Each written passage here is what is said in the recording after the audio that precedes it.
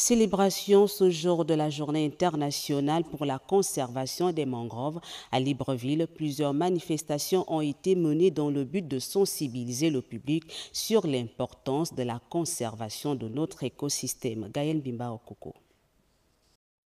En paraphant cette convention de partenariat, l'État gabonais, via le ministère de l'Environnement, les délégations spéciales des communes d'Ovendo, Libreville et d'Akonda, ainsi que l'entreprise Namé s'engagent mutuellement à combattre la prolifération des déchets plastiques dans le Grand Libreville. Nous luttons ardemment contre la pollution plastique au niveau national et avoir le soutien du ministère de l'Environnement pour notre lutte, vraiment c'est un honneur. Et les entreprises qui ont bien voulu nous accompagner ont financé la fabrication de ces bines pour couvrir le Grand Libreville. Donc nous invitons également les autres entreprises, les autres partenaires économiques à participer parce que ce n'est que la première phase. La mise à disposition de ces bines aux 3 communes devrait désormais permettre une bonne collecte des déchets plastiques. Des opérations de sensibilisation en faveur des bonnes pratiques environnementales sont également prévues. Faites en sorte qu'il y ait moins de déchets plastiques qui traînent. Vous avez là maintenant les outils qui nous permettent de collecter les déchets plastiques. Eh bien, je demanderai donc à tous mes administrés, et ceux d'ailleurs, de respecter les directives qui sont données et de mettre ces déchets plastiques dans ces bennes-là afin qu'ils puissent être traités par la suite. Ce partenariat est signé en pleine commémoration de la Journée internationale des mangroves qui met en lumière l'un des écosystèmes les plus prolifiques au monde, aujourd'hui menacé. Une journée au cours de laquelle le ministre de l'Environnement a procédé au planting des mangroves aux côtés du directeur général du groupe Aris Gabon, partenaire de l'État dans la lutte contre la destruction de cet écosystème. Reportage. Le site de reboisement d'Angondje-Tom, lieu officiel choisi par le ministre gabonais en charge de l'environnement pour célébrer la journée internationale pour la conservation des écosystèmes de mangroves au Gabon. Nous sommes sur un site de replantation de 17 hectares qui bénéficie d'un appui d'un opérateur privé qui a détruit des mangroves lorsqu'on a fait la zone économique spéciale de Nkok et qui vient sur ce site pour regagner la mangrove qui a été détruite, en réalité faire un peu plus. Et c'est ce que nous sommes en train de faire avec non seulement G16 mais d'autres entreprises comme Okala qui sont engagées dans ce domaine. Les mangroves, acteurs et régulateurs indispensables à l'équilibre de la planète, capables de stocker plus de 6 gigatonnes de carbone dans leur sol et biomasse. Comme ce site, fruit du partenariat public-privé entre l'État gabonais et le groupe Arise, plusieurs autres ont été identifiés pour amplifier la recolonisation de cet écosystème. L'occasion de cette journée nous permet de poser des actions en replantation, en recolonisation de sites de mangroves. Ce qui montre qu'on est dans un mouvement continu. D'abord, on a identifié les sites pour essayer de mieux les protéger. On a ce grand site dans un partenariat avec des entreprises comme G16. Au-delà de la visite du site et du planting effectué ici à Angondje-Tom par le ministre et les acteurs impliqués dans la préservation des mangroves, la signature d'une convention entre le ministère de l'Environnement et le groupe Arise matérialise la volonté de ces entités à reconstruire les espaces détruits par l'action humaine. Pour ce projet-là, nous allons quantifier le retour de la biodiversité sur cette zone. Donc la biodiversité au niveau des oiseaux et au niveau des mammifères. Nous avons vu des traces de guibarnaché et de citatunga, ce qui est un très bon signe, et aussi des poissons et des macro- et micro-invertébrés, qui sont des grands marqueurs de la santé de l'environnement. Les mangroves, situées entre terre et mer, sont riches en biodiversité.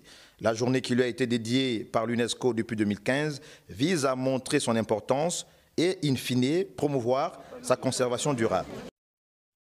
Direction Makoko dans le Goïvindo où s'est tenu un forum communautaire autour du projet Belinga. L'entreprise Ivindo Iron prenant part à ce grand rendez-vous a exposé à l'assistance sa volonté, celle de bâtir un projet minier responsable, inclusif et surtout bénéfique pour la population. Alpha Ndobe Moussavou et Gaius Mbele. Porté par la vision du président de la République, le projet Belinga avance de façon structurée et pragmatique. 2 ans après la signature de la convention minière, les travaux préparatoires connaissent une nette accélération. Ce forum communautaire a aussi permis de mettre en avant les actions sociales déjà entreprises dans la région, notamment la réhabilitation au cours de la route Makoko-Batouala. Donc aujourd'hui, l'entreprise Ivindo Iron a présenté aux communautés locales l'ensemble des avancées qu'ils ont pu avoir depuis les 12 derniers mois. Ils ont également projeté vers où nous devons aller en termes de support aux communautés locales. Donc on parle de support multiforme, on parle d'éducation pour nos enfants, pour nos plus jeunes, on parle d'emploi avec tout ce qui est formation des jeunes ogivins dans les métiers de la mine. On parle de support dans tout ce qui est exploitation agricole avec des partenariats avec l'IGAD. On parle également de transformation de produits agricoles au bénéfice des communautés locales avec l'acquisition de plusieurs moulins. Une rencontre qui a offert aux représentants des communautés locales l'opportunité d'exprimer leur satisfaction. Aujourd'hui, c'est un projet qui dure depuis des années. Nous avons la possibilité aujourd'hui, et nous le voyons, que le projet avance. Donc il y a lieu de faire confiance non seulement à la société qui est Forrescue aujourd'hui, qui vient avec le soutien, qui vient en soutien à Ivindo Iron, et faire aussi confiance au chef de l'État. Sous la supervision du ministre des Mines, Ivindo Iron déploie ses actions dans le respect des priorités nationales, renforcer les capacités locales, promouvoir un développement durable et préserver l'équilibre social et environnemental. En séjour dans la province de l'Ogooué-Maritime à Port-Gentil, le ministre des Sports en a profité pour visiter les structures sous tutelle. Elle est allée toucher du doigt les réalités de ces administrations. Christelle Tam et Rodney Maïlou. La direction provinciale de la jeunesse et des sports est la première à être visitée par le ministre des Sports et de la Culture qui foule le sol port-gentilais pour la première fois depuis sa nomination. Au fort d'une visite conduite par Camille Ngunga, responsable des lieux, le membre du gouvernement constate les conditions de travail des agents et s'imprègne de leurs difficultés quotidiennes. Au pas de course, Armand Longo épouse Molingui se rend à la direction provinciale de la culture et des arts, qui squatte depuis plusieurs années le siège de la direction régionale de la communication. Là également, le ministre s'enquiert de l'environnement de travail de ses agents. Au terme de son périple, je ne pouvais pas être à Port-Gentil sans une prise de contact avec mes directeurs provinciaux et mes agents. C'est ce que nous sommes venus faire ce matin. Ce n'était qu'une prise de contact, voir déjà quelles sont les conditions de travail, où est-ce qu'ils sont logés. Donc c'était simplement ça. Des doléances en vue non seulement de l'amélioration de leur cadre de travail, mais aussi du fonctionnement de leurs directions respectives. Camille Ngunga et Ginette Valérie Meboun en ont naturellement fait. Le membre du gouvernement a dit avoir pris bonne note. On parle politique. Le ministre de l'Intérieur et les membres de l'ACNOSER ont organisé une séance de travail avec les membres de la commission électorale retenue pour superviser les élections législatives et locales prochaines. Herman Imongo a invité les uns et les autres à la responsabilité. Lionel Boutou-Pissam et Paul Jessica Nkontotum. La rencontre avec les 500 responsables des commissions électorales retenues a permis au ministre de l'Intérieur, Herman Imongo, de partager sa vision pour des élections législatives et locales apaisées à l'image de la dernière présidentielle. Nous avons pris l'engagement devant le peuple gabonais d'organiser des élections qui soient crédibles, transparentes et incontestables. Résolument déterminé à veiller au bon déroulement des élections, le membre du gouvernement a invité à mutualiser les efforts tout en mettant au cœur de leur mission le sens du patriotisme. Le traitement des candidatures, le traitement des électeurs, la mise en place des bureaux de vote, la gestion logistique, la gestion humaine, la gestion des pressions, de quelque endroit qu'elles viennent. Donc cela était important d'appeler l'attention des commissaires sur ce que dit le code électoral, sur les sanctions qui sont prévues en cas de non-respect des dispositions du code électoral, sur les valeurs d'intégrité, de probité, d'impartialité dont ils devaient se parer, partager avec eux un certain nombre d'informations, sur la deuxième session de prestation de serment pour ceux qui n'ont pas pu le faire, sur leur mise en route et sur la mise à leur disposition des budgets de fonctionnement ainsi que de tous les documents électoraux.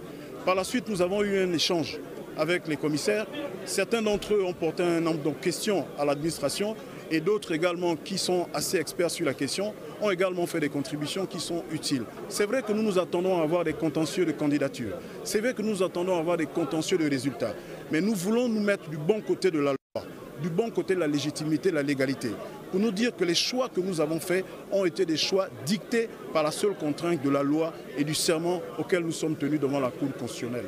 Retenus après une sélection rigoureuse, les membres des commissions électorales de chaque circonscription devront mener à bien leur mission et garantir au peuple gabonais des élections libres et transparentes. Et puis le ministre de l'Intérieur a également fait une importante déclaration relative à la composition des membres de l'ACNOSER suivant cet extrait. Au terme de l'examen des candidatures enregistrées, une présélection de 18 dossiers a été faite, à savoir 4 femmes et 14 hommes. À l'issue d'une autre sélection, comprenant notamment des enquêtes de moralité, la liste des 9 membres de la SER est composée par ordre alphabétique comme suit. Madame Scholastique Laurentia Ayoli Letsina, 44 ans. Monsieur Eloge Gatien Fumbula Peme, 55 ans. Monsieur Wenceslas Mambundu, 60 ans. Madame Lydie Mamiaka, 57 ans. Monsieur Jacob Urbain Madungu, 55 ans. Monsieur Guy Gervais Mbongo Otando, 52 ans. Monsieur Jean Miko, 60 ans. Monsieur Marius Ndoodo, 61 ans. Et Monsieur Ange-Claude Nkogé, 53 ans.